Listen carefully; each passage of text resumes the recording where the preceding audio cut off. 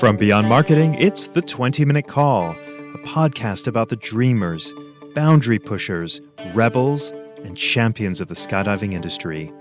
Each episode is a narrative journey highlighted by the highs, lows, and luck that the skydiving industry delivers, as told by the most influential people within the sport. If you've ever dreamed of becoming a skydiver, perhaps opening a Dropzone, or becoming the next world champion, check out the 20-Minute Call hosted by me, James LeBarry. My guest today has over 38 years of skydiving experience and is USPA-rated tandem instructor, examiner, AFF instructor. He's a private pilot, has over 10,000 logged jumps, and of those, 5,000 of those are tandems. He's an SNTA, instructor examiner, and a professional skydiving exhibition rating holder. He's also the DZO of a long-standing and respected Dropzone with his wife, Sherry. Please welcome to the podcast, Marc Tripari. Hey, Marc, how are you today? Good, James. Thanks for having me. Glad to be here. How are you? I'm great. I'm good. So grateful for you to join me because you're a rare breed. You're a DZO. And I'd love to get into the story of why you chose this profession. Firstly, how long have you been running Skydive Newport? So I started Skydive Newport in 1999, in July of 1999. Okay. And you're not from the New England area, though? I am. I'm from the New England area. Prior to starting Skydive Newport, I worked at many drop zones around the country, one of which was a ranch in New York, and the other one was down in Florida, Skydive Space Center, and a few other drop zones in between. And then decided to open up my own skydiving center in July of 1999. When did you first start skydiving? So I made my first jump in 1985, and that was out in western Massachusetts. It was at Turner's Falls. And the first jump back then was a static line jump.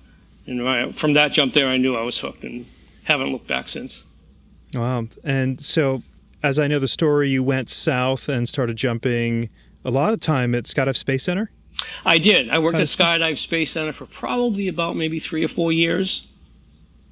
And then from Skydive Space Center, I came up here. So when I started this drop zone in 1999, I had about 15 years experience doing tandems and AFF at other drop zones, working for other drop zones. And at Skydive Space Center, I was actually one of the managers and one of the people that started that drop zone for the owner at that time. So Skydive Space Center, I mean, if you started Newport in 99, I mean, I look at Skydive Space Center as in Titusville, like there was so much energy happening there during this time with, I know Brian Earler doing his space shuttle jumps, right? Down there. And I think Omar Al-Hejalan was down there. I mean, there was just like this free fly energy. Were you part of that scene? So Dino Flaherty as well. So the scene that I was part of was more in the student training end, the tandem end, the AFF end, and also I was part of the marketing management end on that at that drop zone as well, as well as the head of the demo team. We had a small demo team. We used to jump into Cocoa Beach during spring break and other events, Florida Marlins and whatnot. So other than doing tandems and AFF there, my forte there was more marketing. Mm-hmm. So you're at this very happening drop zone, though, right? Like the energy is super high. Why did you decide that you would go and start your own thing? So it got to a point where when I, working in this industry for many years, doing tandems and AFF, I kind of seen, what was being done right, what was being done wrong. And I knew I can do it on my own. So I just decided to look around at different locations, and I found Newport, hit it right, met with the Airport Corporation, and the rest was history. Opened up in 1999 here. So you were one of those jumpers that say, I'm going to go open up my own drop zone because I think I can do it better. Is that about right? Yeah, pretty much. I can open up my own drop zone. I think I can do it for myself. And move forward for myself opposed to working for someone else. More like on the entrepreneur side of it all. Right. So, fast forward. I mean, this is 1999, so you're almost been open 25 years at Newport. Yeah. What have been some of the challenges that you hadn't seen in running a DZ? So when I first started here, I didn't have much. I actually had one tandem rig. Ted Strong gave me that rig for half price because he knew I was starting a small Dropzone. Cash advanced my credit cards to put a down payment on an airplane. Luckily, I had a good credit rating, so I was able to get a loan for the airplane as well, and started doing the tandems one at a time myself. Didn't have much behind me. Pretty much slept in my car every night. Went to the gym to take a shower. That first year was pretty tough. That first year. And I knew this place would spark just because of the fact that we're in a coastal community, big tourist area. But it was just a matter of time before it did spark. I thought it would spark a lot faster than what it did. So the first year was pretty tough. Second year was pretty tough too. Third and fourth year it started to spark a little bit more, and so on throughout the years. A lot of people think when they start a business that it's going to be busy right away. Yeah, and, I thought so too. We hear this story all the time, whether it's becoming a full-time skydiver. There's always that element of sleeping at the DZ, or as you sleeping in your car. Like, did you feel like, man, I think I've made a mistake? I mean, you went from security to sleeping in your car. No, never thought I'd make a mistake, because I knew that once the word got out that we were skydiving in Newport, it would spark. And I used to go down. There were a lot of bars in Newport, a lot of restaurants. I used to go out at 2 or 3 o'clock in the morning when the bars would be getting out, passing brochures to all the drunks at the bars. I realized that was a mistake because no one was listening to what I was saying. Then I had the idea of, well, I'm really going to get the word out. So I bought a car. I got a mannequin. I put the mannequin on the roof of the car, head first through the roof of the car, put a jumpsuit on the mannequin, and said, on the side of the car, the car was leaded, should have called Skydive Newport. And I drove around downtown Newport in the thick of all the tourists. Looked like someone went right through the roof of the car. It stopped everybody in their tracks as I did that. And that really got the word out. That's classic guerrilla marketing. Where'd you come up with that idea? I just thought it just happened to come into my head. And it's like, you know what? I'm going to drive someone through the roof of the car with their feet sticking out and drive around town. And that's what I did. Everybody loved it. I thought the cops maybe give me a hard time. No, they're all taking pictures of it. People coming out of restaurants taking pictures of them next to my car as I'm driving down the street. And because Newport is so heavily trafficked in the summertime, it was all bumper-to-bumper traffic. So you're only traveling like in walking pace driving down the street. So a lot of people seen that car. Wow. So following that, you started getting some traction. Phones started to ring. I did. Yes, I did. And it got to a point where I was doing all the tandems one at a time in the airplane, one at a time, Cessna 182. And then it got to a point where I was able to get some staff on board, hired an instructor, and then him and I would do them 2 at a time, because the second year I got a second rig. And then got to the point after about maybe 4 or 5 years, I was able to hire full-time staff where I can be on the ground running the business. And then at this point here, about 8 years ago, we put our own building up. We got to the point where we're starting to get so big that we could not function in the lobby of the airport, in the FBO of the airport. We could not function in that, so I had to step outside and work out an agreement with the airport corporation to build my own building, and that's where we're at this point. Because you're not in sort of the mainstream of skydiving with not having fun jumpers, I think you're a tandem operation only. Yeah.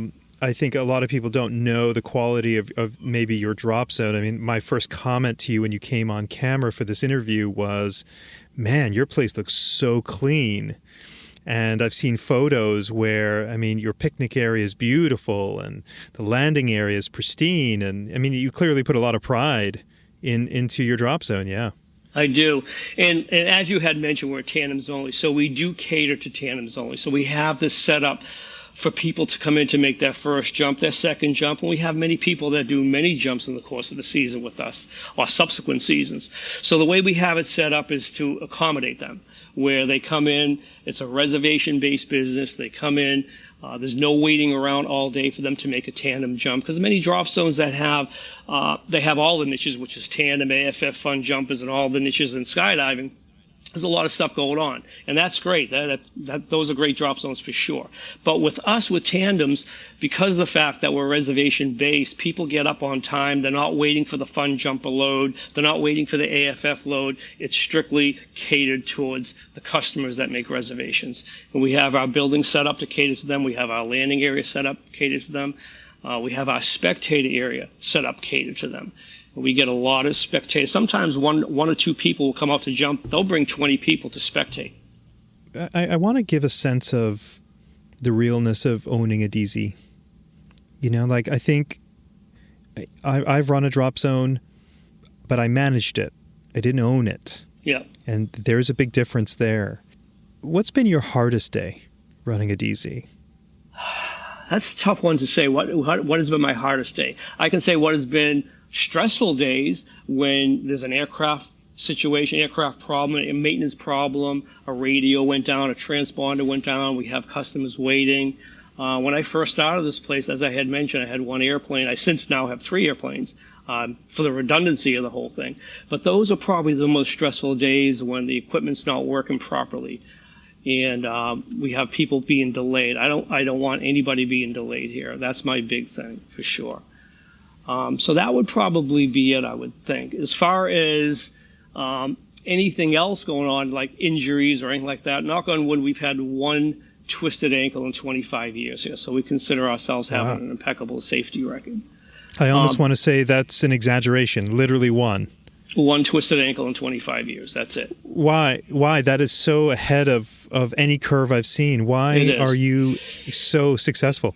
Well, first off, I keep all the parachutes new. We don't fly any rag canopies.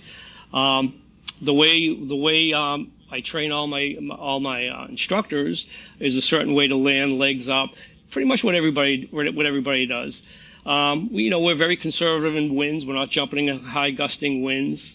I think that has a lot to do with it too. We don't push the envelope as much as maybe some others possibly would.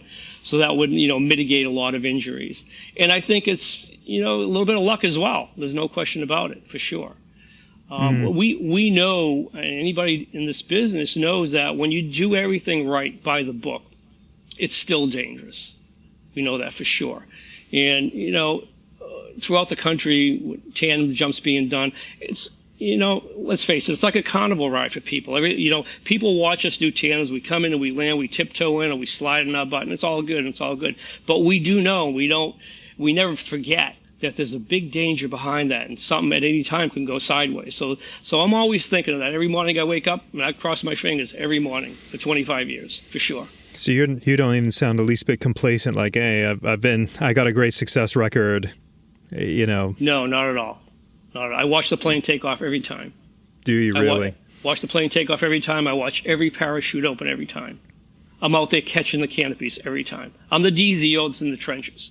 I'm catching canopies. I'm answering phones. I'm cleaning the bathrooms. I'm doing it all. A quick break here to address the Dropzone owners listening to the pod. If you're a DZO, then you know the insanity of taking your passion and making it your business. Why'd you do that? Running a DZ is hard. Between the stressors of liability, 30-day payment terms on fuel after 4 weeks of miserable weather, and angry staff who are convinced they've been skipped in the rotation, you need a tool that helps reduce your stress. Enter Burble software. Conceived by a DZO who's been in the trenches just like you, Burble is the most sophisticated manifest and booking software on the planet. Your life as a DZO is hard enough, so don't be that DZO who tries to save a few bucks using software that wasn't built for us. Burble, the must-have Dropzone management software for the 182DZ to the multi-turbine monster. Burble. There's a lot of DZOs out there that have been doing it a long time and they get jaded, or it's just they lose the passion for what brought them into being a DZO in the first place. They are not jumping a lot and are kind of tired of the stress of the cash flow limitations when your income is tied to weather. Why are you not that way? Or are you that way? Well, yeah, it could be. Sometimes it does get difficult with cash flow for sure. This season in particular, I think the economy has affected us. I'm not sure if it's affected the industry nationwide. From what I'm hearing, it has. So that gets a little bit stressful for sure. As far as me making the jumps, I don't do tandem jumps anymore. I let all the younger guys do it, one of which is my son. He's been around the sport with me since he was 4 years old. And all of our friends remember him as a little kid running around the Dropzone when I was doing all the tandems, working at the other locations. So we definitely have a vested interest here in not being complacent. We don't want anybody to get hurt, but when your son's up there jumping all day long, and he'll do 1,000 plus tandems a season himself. Wow. And he's actually surpassing me with jump numbers and tandem numbers at this point. If you've got someone that's thinking about opening a Dropzone, which there are many, people daydreaming about it, what's the reality they need to know? What should they know that they don't know that you didn't know that you've had to learn? I knew a lot about jumping and doing tandem jumps and AFF jumps. I knew that. I didn't know much about the airplane end of it all, the maintenance end of it all. That's a big thing. It's a whole different entity in itself, I should say. Maintaining the airplanes, knowing how to train pilots to fly your airplanes properly. Because most people that would start a Dropzone, chances are they're going to be starting with the 182, which is the backbone of the skydiving industry. On the rare occasion, someone may start a Dropzone with a turbine, but that's very expensive to start that way. So training a pilot properly to treat your equipment properly, not to treat it like a rental car, that's a big thing. Pilots that treat the airplanes like rental cars. And eventually that costs a lot of money to maintain that airplane, which takes it away from your bottom line. So that would be the biggest thing that I would make someone aware of. As far as the everyday grind of doing the tandems, I'm assuming they probably would know how to do all that because they're probably doing tandems and they decided to branch out on their own like I did. And also staff, bringing in other staff, other instructors. There are certain instructors that we would hire and certain instructors that we would never hire. And that's a whole other topic in itself. Am I right, Mark? You're still jumping strongs, right? I mean, We are. You are We a strong. strongs. And I mean, there's not right now, UPT has the great market share in tandem. You sure do. Why have you chosen to stay with strong versus moving over to UPT like others have? So I've been with strong when I got my tandem rating in 1992. And for me, it works very, very well. The biggest argument with people, the reason why they don't want to jump strong is because their canopies open up really fast. And that's true for sure. So we're jumping Icarus canopies in our strong tandem rigs, and it's the best of both worlds. We don't get the trapdoor effect when we release the drogue. We're not sitting head low in free fall. And there are many examiners, some that are very prominent, that would that hold courses that they would train with UPT and strong. And a lot of these examiners would say if they took their mother on a skydive, they would take a strong. So, and again, it's a little bit strong's fault for not marketing properly. There's no question about it. They kind of dropped the ball on that. And many of these newbies that are coming up, they get in tandem ratings, they don't even know the strong exists. Everything is UPT, for sure. I helped Brom down in Zephyr Hills a couple of years ago do a course. And some of the candidates I was talking to didn't even know there was another system out there. So that's strong's problem. That's their fault for not marketing it. It's worked for us. The rigs, as I had mentioned a little while ago, we've had one twisted ankle in 25 years. So apparently it's working. Mark, one of the reasons why I wanted to have you on the podcast is, in disclosure to the audience, you and I we did a website for you, many years ago. We've got another one going, but I've always found you to be very single-minded in that. And what I mean by that is you are doing things your way. You're not really sort of prescribing to sort of the way everybody does necessarily their drop zones, whether it be like what we've talked about before, having online bookings versus not online bookings, using strong versus UPT. But it works. It's working really well. You are a success story in the industry. One thing that I'm also curious about is many times drop zones tend to fail because you've got a person that knows good sky or how, is a good skydiver, but doesn't understand business. Yeah. And yet, and I'm not aware that you have a background in business, but you've created a very successful business. Can you talk on that? Sure. So you're right. I don't have any formal education background in business. It's all just off the top of my head. And so I could expand on that a little bit. A lot of it is touch points. And I think one time you had mentioned that years ago. When people drive into your driveway, okay, when they walk into your building, when they use your bathrooms, how clean is everything? It makes a big thing. People walk into this building and they look around and say, wow, this is really nice. It's like, yeah, I know. But they have nothing else to compare it to because this is probably the first skydiving center they've ever went to. So it's all about, I try to keep a very professional staff here. And we keep the shop talk, what we would call shop talk, down. We're not talking about certain things that we don't want customers to hear about. For example, if there was a cutaway, we don't look up and say, oh, look at that, they just chopped that canopy. Oh, you see that thing spinning? We don't do any of that stuff.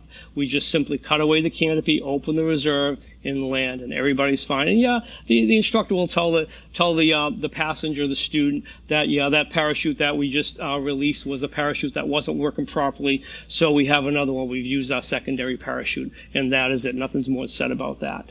So that has a lot to do with it. The other thing too is the way we take reservations and the way we do it. And we're very old school. We do everything on paper. People call up on the phone to make a reservation, and that's real old school today with everything. I know when I make reservations to take a trip or do whatever, I'm online doing it all. But with my business, I have them call on the phone to make a reservation. And mainly that's so I can talk to the people, or my son can talk to the people and make sure they have all the proper information so they know what they're getting into before they come out here. Second to that is we're totally against taking deposits for reservations or pay in full for reservations, no refunds. We're totally against that. We are in a tourist area, so there are many times that people would make a reservation and that day comes and they can't jump due to weather. We all know weather is the driving force in this industry. So we don't want to be turning around saying, well, sorry, there's no refund. You made a reservation. You have a year to use it. We don't want any of that. We don't want to do any of that stuff. First of all, I don't have the energy to argue with people. And I'm sure there are a lot of arguments going on with other drop zones that say, can I get my money back? I'm only here this week and so on. We don't want any of that stuff. That seems to work to our advantage because people respect that, where we're not taking their money up front. They can pay when they get here. Do we get burnt? We certainly do get burnt. And when I get burnt, and I know I've turned a lot of people away for those slots and those 4 people didn't show up, I'm not too happy. But then I turn around and think about it. It's like, you know what? For all the masses of people that we do really good for, okay, it's okay to get burnt for these 4 people because we do so good for so many other people. So I kind of take it on the chin. And it just seems to work good, and people respect us for that. Your son is a TI. You also work with, your wife also works at the Dropzone. She is. She's a senior rigger. Wow. So how are the dynamics? I mean, like, it's a stressful job. Finances are tied to this uncontrollable variable called weather. Yep. Some people not showing up. How is it? How do you guys keep work and your personal lives like separate, or does it leak over? Do you all drive each other crazy? How does that all work? Everybody gets along really, really well here. We have a small operation, like you said. My son, myself, my wife. She's the senior rigger on site. She does all the packing. We have one instructor here, Eric. He's been with us for many, many years, and a pilot. And also we have my son's girlfriend helps us out on weekends as well. And also his daughter, my granddaughter, she works here. So it's 3 generations here working. My son will jump, I'm on the ground, and my granddaughter Lily is doing video edits. And it seems to gel very well. Now, as far as you had mentioned the weather constraints and whatnot, we try to make hay while the sun shines. When the weather is good, we try to get the people up. But when the weather's not good, yeah, it is stressful when you're turning away 30 or 40 people in a day because the weather's not good, and you only have so many months to make it in New England. New England is very, very seasonal here.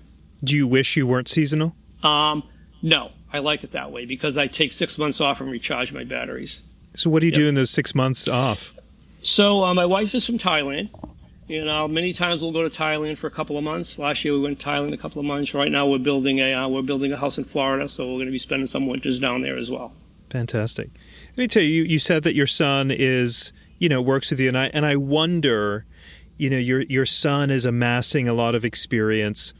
Is there this I don't want to say conflict. I'm not looking to have sort of get you on the psychiatry chair here, but where you've got sort of, you're the elder statesman, you're the guy that's been around a long time, you've got a lot of wisdom, but usually when you've got sort of someone younger, they're sort of looking, going, but if maybe we should do it like this, like maybe with online reservations. Is there a push-pull between sort of this younger generation? Obviously there's a lot more tech versus your wisdom, your show, your Dropzone. How does that work? So he's definitely on the same page with the call-in reservations, the phone reservations, for sure. He's definitely on the same page. However, he's smarter than me. There's no question about it. As far as all the tech goes, and he pretty much runs everything. I just kind of like steer the ship a little bit, but he pretty much runs it all at this point. But yeah, he's definitely a little sharper than me when it comes to all the tech thing, the computer thing, the social media thing, and so on. I stay off the snap face as much as I could. Mark, if you mind me asking, how old are you? I'm 66. 66. Yeah. A young 66. I wouldn't have thought that you were 66. Do you want to retire? Do you? Yeah, I do. How long do you want to keep this going? Yeah. I want to retire tomorrow. No, just kidding. No, I'm certainly am looking for the pathway out. There's no question about it. Yeah. After I'm 38 years in the industry now, and like anybody else in any other industry, after you get to be 38 years, everybody tends to retire at a certain point. Mm-hmm. I'm eventually looking to get out. Hopefully, Chris can take it over. Who would you say have been a mentor for you that you look up to in the sport? That's a good question. Who has been a mentor? There have been many people that I've looked up to in the sport. Starting out with Jack Gregory, way back in the day. Jack Gregory actually taught me to skydive back in Florida, at the old Z Hills when it was Phoenix, out of a DC-3. He was a mentor for sure, because I know when I was going through AFF, I looked at Jack and I said, you know what? I'm going to do this for a living. I'm going to be a skydiving instructor. And he goes, oh, yeah, great. It's like everybody comes out and makes a tandem. It's like, hey, how do I do this? How do I get a job doing this? And so on. He said, oh, yeah, great. And I just touched base with him last week, I believe. It was on Facebook. And I said, hey, Jack, I'm still in the skydiving business, and my son Chris is now taking over the ship and steering the ship at this point. And he was pretty impressed about that. But there's been others during the course of all the 38 years. Trying to think. Pete Wolf was another one back in the day when I first started skydiving. After I got my A license, B license, these guys took me under their wing up in Lebanon, Maine. I made a bunch of jumps up in Lebanon, Maine with these guys, and they kept an eye on me. Out at the ranch, Billy and Joe Richards, shout out to them. I learned a lot from Billy and Joe Richards, a lot, because I remember Billy Richards. He's an accomplished man in the skydiving industry and helicopters and so on. And I remember watching him clean the bathrooms, dig the ditches, and do anything that needs to be done around the drop zone. And that guy was a very wealthy guy. He didn't have to do that, but he still did that. And I watched him. So that kind of sunk into me a little bit. It's like here's an entrepreneur, a DZO, and he has his hands deep in the weeds. And I'll tell you what, every now and again, when someone lands and they got sick and they vomited all over the equipment, I'm the one that elbows deep in the harness, cleaning them out in the field. I'm the one still doing that. And every time I do that, I think about Billy Richards. Like, I remember him digging the ditches at the airport to put the bathrooms in and so on. So, yeah, so I guess Billy and Joe as well. Joe ran the school there, and they treated people very, very well, for sure. I did a lot of tandems at the ranch. I was there from 92 to 96 full-time doing tandems.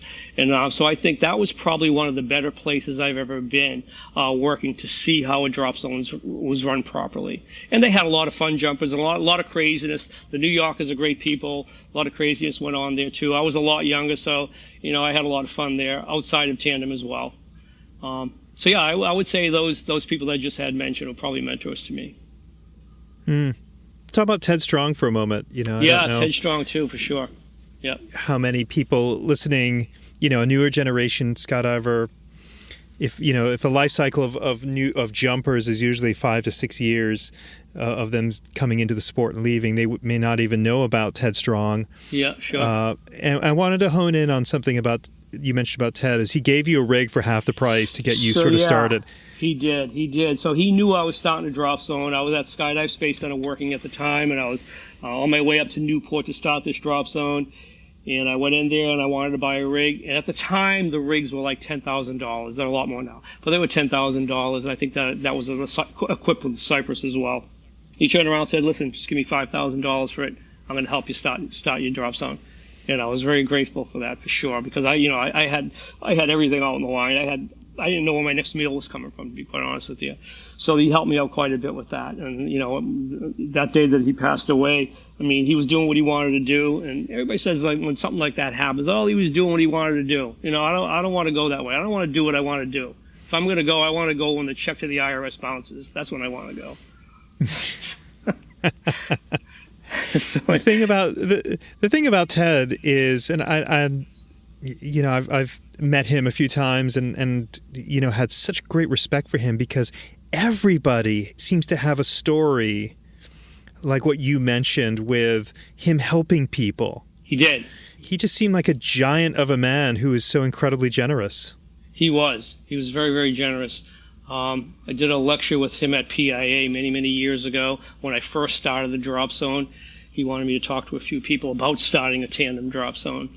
Because it was so new. A tandem-only Dropzone back then was very, very new. People would look at us like, "Oh, you can do tandems only, huh? Why can't I jump there? It's tandems only." It's like, well, that's our business model to start out with. And furthermore, when we take these people on first tandems, when they go on to AFF, we refer them to other Dropzones. But in any event, getting back to Ted, yeah, he was a very, very, very generous, kind person, for sure. There's no doubt about that. And every time that I went to Strong Enterprises, he always took time out to show me around, to show me the newest and the best and the brightest that was going on at the factory. He always took that time out to do that. I'm curious, Mark, with a newer generation of jumper who want to start a Dropzone, I don't know, like the way you started is very scary. If you could do anything different about, when you look over the course of your career, I mean, you've made mistakes. We all make mistakes. Is there any one that really stands out to you that you wish you would have done something different? I mean, you're very successful. I don't know if there's anything there for that. Anything that I would have done differently. The way I gotta honestly say, the way I did it, I don't think I would change anything the way I did it. And a lot of it is luck. There's no doubt about it. I'm not a genius by no stretch of the imagination, but I'm not stupid either. So just going with my gut instinct, step by step. And I've also, I've talked to other business owners, non-skydiving business owners, like a friend of mine owns a sailing school in Newport, and I got a lot of advice from him too. So he helped me along the way. And the biggest thing that I would say that I didn't do, that some people would do, is they would try to expand their business too fast. Like if you start out with 182. Next thing you know, it's like, well, I got to have to buy 3 or 4 more, 2 more airplanes, and have 3 airplanes, or have 4 airplanes right out of the gate. Expanding too fast would be a problem, I would think. So I would advise people not to do that, to start out slow. Again, I started out with 1 parachute system and 1 airplane and did all the jumps myself. So I don't think I would change anything. I'm trying to think if something pops at the top of my head that I would change. And no, I don't. I wouldn't change anything.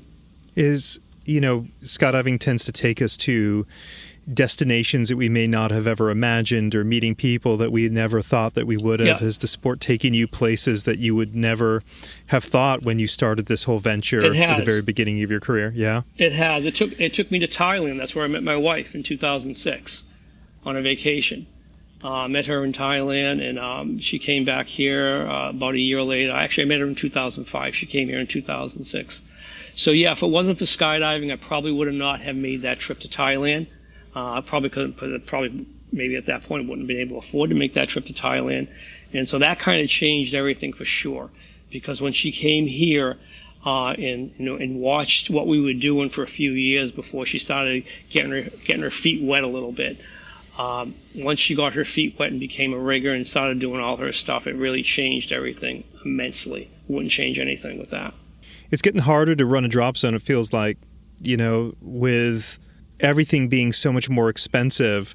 Every year we get updates about, hey, make sure you get your canopy orders in before sort of April usually because things are going up. But, the price of tandems have been incremental in terms of their increase in price versus everything else that surrounds and supports the sport. How have you been able to manage that? So what's happening is, as we all know, everything is going up in price. Airplane parts, airplane maintenance, fuel, rent. So you have to incrementally increase that rate, that tandem rate. But what I see happening this year is because the economy is down, and this is a high ticket item. Tandems are a high ticket item, and it's not something that people have to do. I mean, they have to buy food, they have to put gas in their car. So they don't have to go out and make a tandem jump and spend $250 or $300 for a tandem jump. So there seems to be less people in the public, in that pool, I should say, that want to make a tandem jump. So what I see happening now is Dropzones are actually dropping their prices to try to get whatever is out there that wants to jump to their location. So everybody's kind of vying for the same group of people, and there's a lot less people doing it now. So that I can see that being a problem. We dropped our prices maybe by $10, but not much more. We can't because our expenses, we can't drop our prices too low because our expenses exceed everything. But we do see in other Dropzones that operate with less expenses than we would in Newport, dropping that prices. So I see that being a little problem. We don't want to race to the bottom like years ago everybody did with Groupon. And I can kind of see that happening a little bit right now. If you hadn't started a Dropzone, what do you think you'd be doing? I'd ask you if you wanted fries with that. Really? I don't know. Who knows what I would have been doing? I kind of like being out on my own. I used to install wall-to-wall carpetings and stuff like that. I don't know what I would be doing. I know I can tell you though on that note, skydiving for me has completely changed my life, if not saved my life, to be quite honest with you. Back in the day when I made my first jump in '85, you're younger, you're kind of going down the wrong path to doing whatever you possibly could be doing at that point. And I just got nudged a little bit when I made that first jump. It just kind of nudged me, like nudging an asteroid away from the planet. Just a little bit of a push that sent me down a different trajectory. And here I am now. So if it wasn't for skydiving, I don't know where I would be, to be quite honest with you. It might not be good news. I don't know. So I definitely, I have everything in my life to be thankful for with skydiving, for sure. So skydiving just gave you a little bit more focus. Gave me more focus, and it just nudged me in a different direction from going down a path that maybe I wouldn't want to go down, for sure. When I mentioned, I knew that you were at Space Center, and because of all the free fly activity that we heard and the space shuttle jumps and all this sort of energy around, the X Games that was going on with skydiving being part of it during that period, I'm expecting you to tell me that, I was part of that scene. You're like, no, I wasn't. You've been really more on the tandem instructional side. Most people burn out so fast after doing tandems. What about instructing and doing tandems fueled you, if it did? It did. It fueled me. And I was doing a lot of AFF as well. When I was working at Skydive Space Center, when I was working at the ranch, I did a lot of AFF as well as tandems. But here it's just as tandems in Newport. But you know what?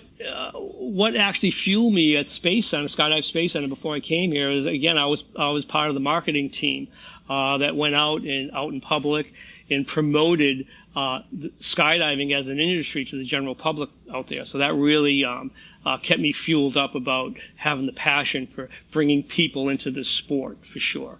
Well, Marc, a lot of fun jumpers kind of get the sense that DZOs are just raking in cash.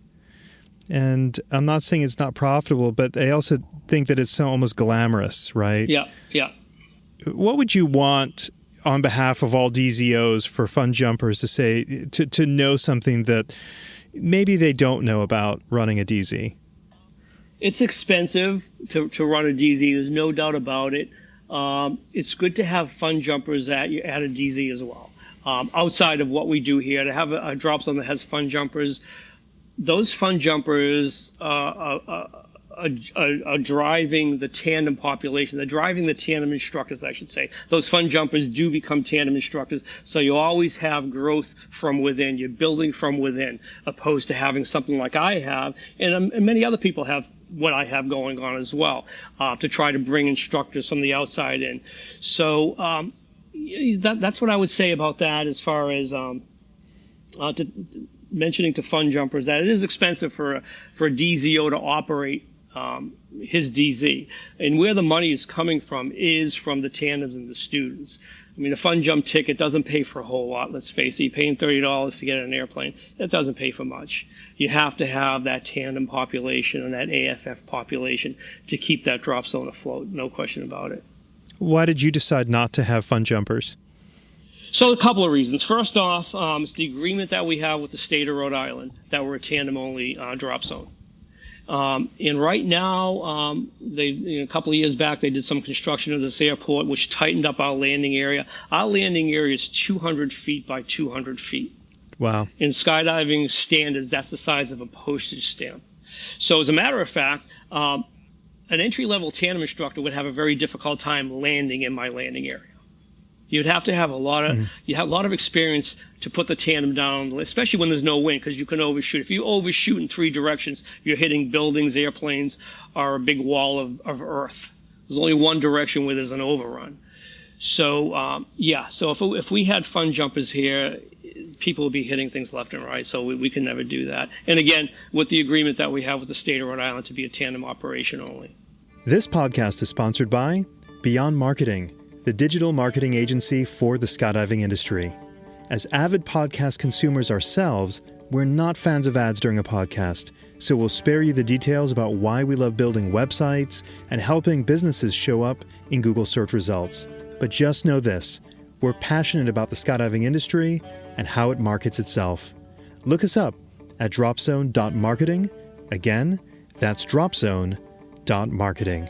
Mark, I don't know if you've ever gotten to this stage, but I want to be honest in saying that when I ran a drop zone in my 9th year, I got to the point where I had, been out in the field enough times helping people that were injured, or I dealt with a few fatalities through the years, that it became difficult for me to watch tandems land.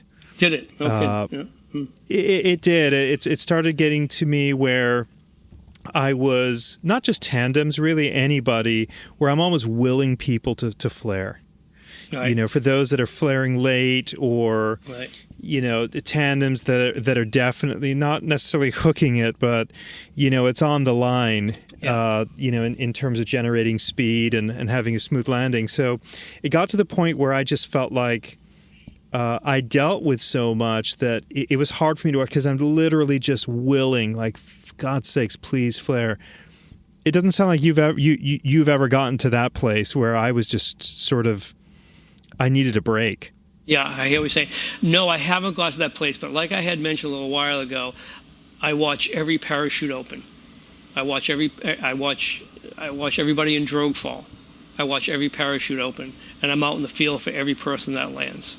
And if I see anything that could be tweakish, like maybe the wind's starting to pick up a little bit, and I see as they're setting up a final approach and an end cell roll under, we'll squash it. We won't go back up. So I'm always watching everything for sure. But I haven't gotten to that point that you got to, where you kind of cringe when people come in for a landing. And I can imagine, because, let's face it, at fun jumper drop zones that do everything, you get all the experience levels. You get highly experienced people, and then you get the people right off of AFF, and the low experienced people. Then you get the people that have 200 jumps that think they know everything. And that's where the problems lie in respect to, landing issues. I'm really, really confident in my son Chris, who I taught everything to.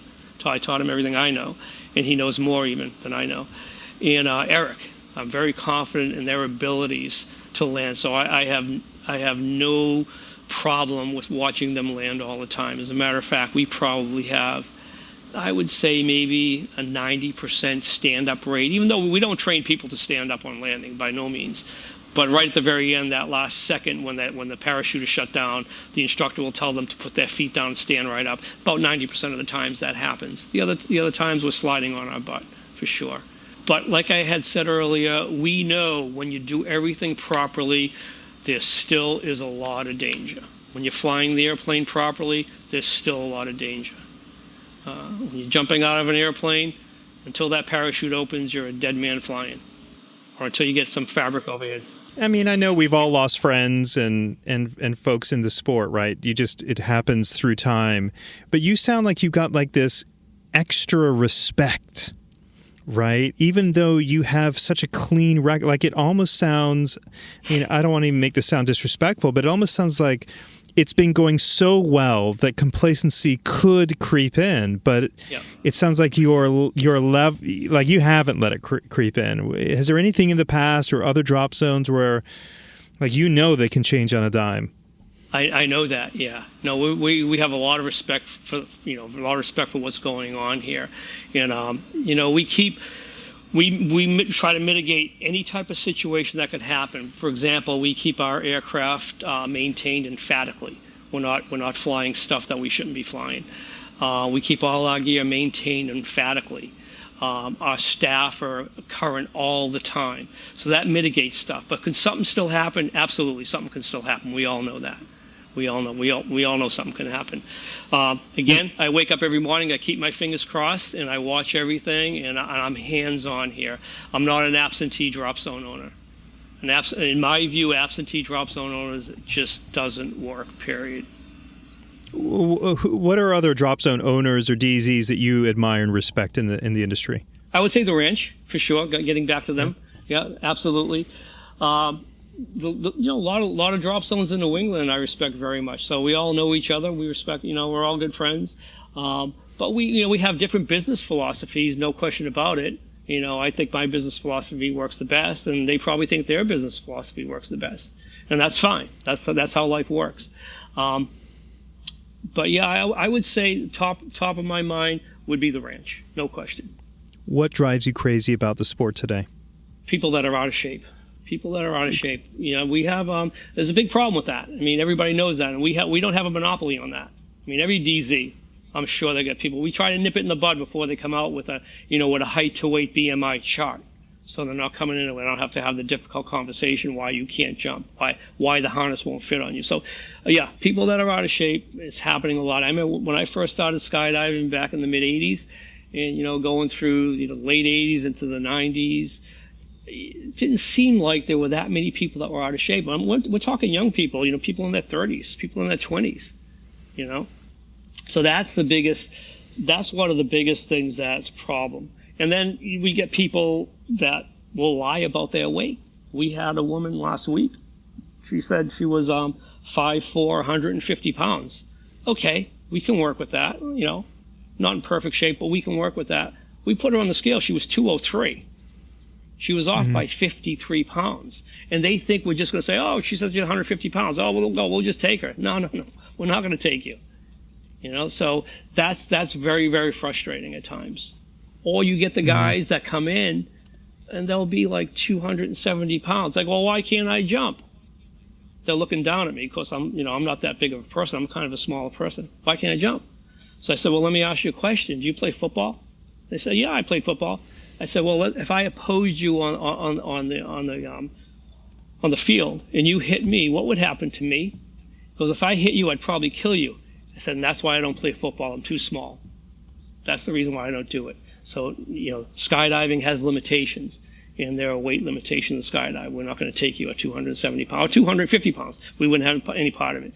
Now, there's some drop zones that would take bigger people. But the thing is, a lot of it's about the aircraft as well. Getting out of a Twin Otter with someone big is a lot easier than getting out of a 182 with someone big. So that has a factor as well. But then you got to look at the overall, the capacities of the system, overloading the system. If someone gets hurt, for example, and again, going back to my mitigation, if someone gets hurt and they find out that you're over-maxing the tandem system, the tandem systems are rated for 500 pounds. Oh, you got 550, 575 on that gear. a good attorney would tear that apart, and I don't think your waivers would. I mean, I'm not an attorney, but I wouldn't be confident in the waivers covering that when you're blatantly breaking the maximum weight for the gear. Mm. You know, so things like that, mitigating the amount of potential injuries. Mark, in all your years of hosting, thousands and thousands of tandems, any couple that really stand out to you with any unique stories? I have a unique story when I was doing tandems at Skydive Space Center. Only one load of the day because the winds were very, very high that day. Out of a casa late in the day. The only tandem on the airplane, bunch of fun jumpers. And the plan was to, we're going to be up by the pilot, in the front of the plane. And as the fun jumpers get out, we're just going to run right out the tailgate, me and the tandem passenger. We're going to do that. It's going to be great. This is going to be epic. We're going to run right out. And we did. We ran right out. And I looked down in free fall, and we're downwind, big time, downwind from the airport. This is at Skydive Space Center in Florida. And I open up the parachute, and we're backing up about 20 or 30 miles an hour into the intercoastal at dusk. Nowhere to go. So I turned downwind because I knew what was out there 8 miles away, and that happened to be the Kennedy Space Center. So I turned downwind, I hold deep brakes, and I fly towards the Kennedy Space Center. But I couldn't see the Kennedy Space Center because there was a layer of scud at about 500 feet, but I couldn't see it. So I'm basically flying out to sea with my tandem passenger, knowing that the Kennedy Space Center was out there somewhere. Hopefully we'll get there. So during this process, passengers like, okay, we're good. No, we're not good. I know we're not good. So at that point, I was briefing him for a water landing potentially, because we may go into the water, and going into the water with a tandem, someone attached you. We know what can happen with that.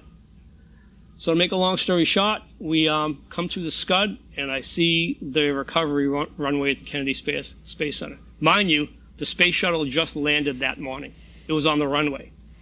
So we come in and we land, and all the security's there with the guns drawn at us, and it was like my very first jump again. I was so glad I made it to dry land. And they were saying to me, don't move, don't move. And I turned around, and in my excitement, I told them I was here to fix the hatch. They didn't like that too much. So they said, how did you get here? I said, well, I gave them the story. They gave me the story. So the head security guard said to me, you know what? That drop zone's been there for over 20 years, and no one has ever landed here. And my daughter jumped there about 15 years ago. And if she was ever to jump there again, I want to make sure she doesn't go with you. I said, really? I said, well, all due respect, sir, if your daughter jumps again, I would advise her to come with me, because the reason why I'm here is because I'm really good at what I do. That's why I'm here talking to you right now. So they detained us for about a half hour. We couldn't call the drop zone. Now the drop zone's thinking that we're drowning somewhere, and they're freaking out because they don't know where we're at. So about half hour, 45 minutes later, the Kennedy Space Center called the drop. So we had no ID. We don't jump with ID, and bring our IDs to the gate. They came in, gave us our IDs, brought us to court for trespassing. Brought us to court, local court in Titusville. Me and my passenger. The judge turned around and said, well, why'd you go to the Kennedy Space Center? I said, well, I had no place to go. I was downwind, kind of gave him a rough idea, a layman's term on why I ended up at the Kennedy Space Center. So he looked at the people from NASA who were sitting there, and he says to them, you know what? If I was his passenger, I'd want him to land me there for sure. I wouldn't want to go in the water. I'd want to go there if I was with him. And they threw their hands up in the air, and I said, well, yeah, and they threw it out of court. The judge said, get out of here. But I have an 8x10 certificate, citation, I should say, for trespassing at NASA through the air. So that was probably the most memorable skydive that I've made. But to answer your question here, as far as memorable clients that have come in here, we've taken Colby Collet, pop singer. I don't know if she's too popular anymore. We've taken her on a skydive. She did a music video coming into Newport, skydiving over Newport. So that was quite memorable. I've for sure. seen it. Yeah. I've seen it. Yeah. Yeah, great commercial for Skydive Newport. It sure is. We've taken Livingston Taylor. James Taylor was dabbling to come out, but he hasn't. Spoke with him a lot about him coming out and skydiving. And just many really good people.